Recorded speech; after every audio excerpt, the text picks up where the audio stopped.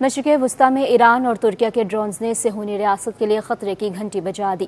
مشرق وسطی کی فضا میں گھومتے کم خرچ مگر خطرناک ڈرونز کی دوڑ نے امریکہ کو بھی پریشان کر دیا۔ حجم میں چھوٹے اور انتہائی کم خرچ والے ڈرونز فضا میں بغیر کسی ڈر کے اڑ سکتے ہیں۔ یہ کہیں سے بھی اڑ سکتے ہیں اور کسی قصبے، جنگل، یہاں تک کہ بحری بیڑے پر بھی لینڈ کر سکتے ہیں۔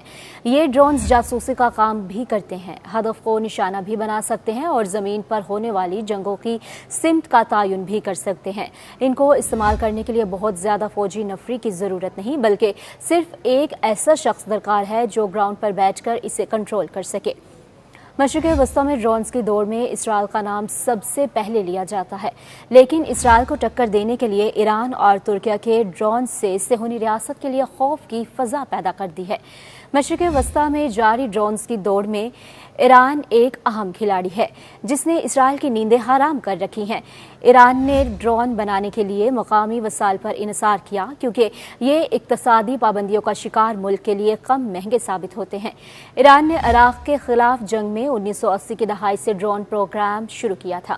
تہران کے ڈرونز تیار کرنے اور ان میں سے متعدد کو روس کو برآمد کرنے کے محتوا کانکشی پروگرام سے امریکہ کو شدید تحفظات رہے ہیں۔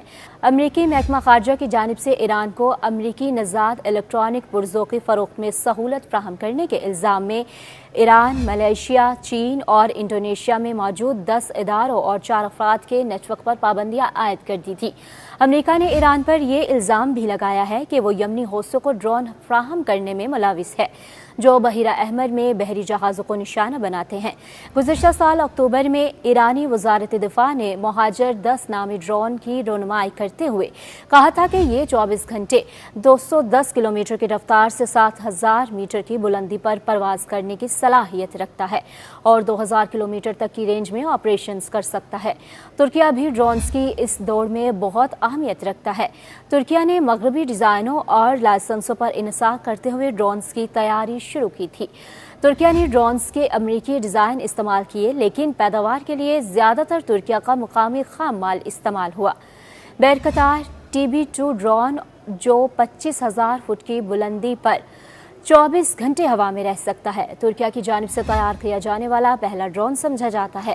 یہ ڈرونز 2016 میں شام میں استعمال ہونے والا ترکیہ کا سب سے نمایاں ہتھیار تھے۔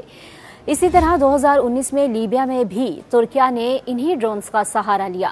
ترکیہ کے سرکاری اعداد و شمار کے مطابق سن 2022 میں بیرکتار ڈرون بنانے والی کمپنی نے 27 ممالک کے ساتھ برآمدی معاہدوں پر دستخط کیے۔ اس ضمن میں ان کی کل آمدنی 1.18 ارب ڈالر رہی ہے۔ اس ڈرون کے سب سے نمایاں خریدار یوکرین، پولینڈ، آذربائیجان، مراکش، کویت، متحدہ عرب امارات، ایتھوپیا، ترکمانستان، قرغیزستان، رومانیہ اور البانیہ ہیں۔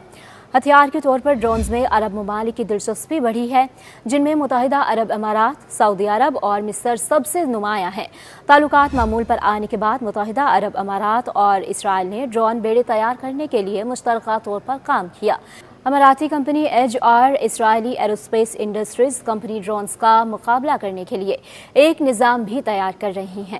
سعودی عرب کی جانب سے بھی ڈرونز میں خاصی دلچسپی دکھائی گئی ہے اور اس میں ایک ایسے وقت میں اضافہ ہوا ہے جب حوثیوں کی جانب سے سرکاری سعودی اعداد و شمار کے مطابق 2015 میں یمن میں جنگ کے آغاز سے لے کر 2021 تک سعودی عرب کی اسٹریٹجک تنصیبات پر ڈرون حملوں سے تقریباً 851 حملے کیے گئے۔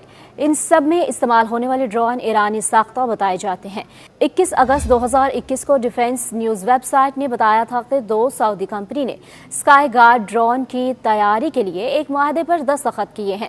سعودی عرب نے ترک ہوائی جہاز خریدنے کے بعد ڈرون انڈسٹری کو مقامی بنانے کا سہارا لیا اور دونوں ممالک کے درمیان برسوں کی جغرافیائی سیاسی کشیدگی کے بعد ستمبر 2023 میں ایک ترک کمپنی کے ساتھ معاہدہ کیا۔ 2 سعودی کمپنیوں نے آپریشنل تعیناتی کے لیے اسکائی گارڈ UAV کی تیاری جاری رکھنے کے علاوہ ترک ساختہ رائل SU درمیانے درجے کی اونچائی کرنے والے ڈرونز خریدے ہیں۔ ڈرونز کی دنیا میں خطے کا ایک اور اہم کھلاڑی مصر ہے، جس نے ڈرون ہتھیاروں کی تیاری کے شعبے میں بڑے ممالک کے ساتھ شراکت داری کی ہے اور جدید ڈیزائن اور مینوفیکچرنگ لائسنس حاصل کرنے سے مینوفیکچرنگ کے لیے موزوں ماحول پیدا ہوا ہے۔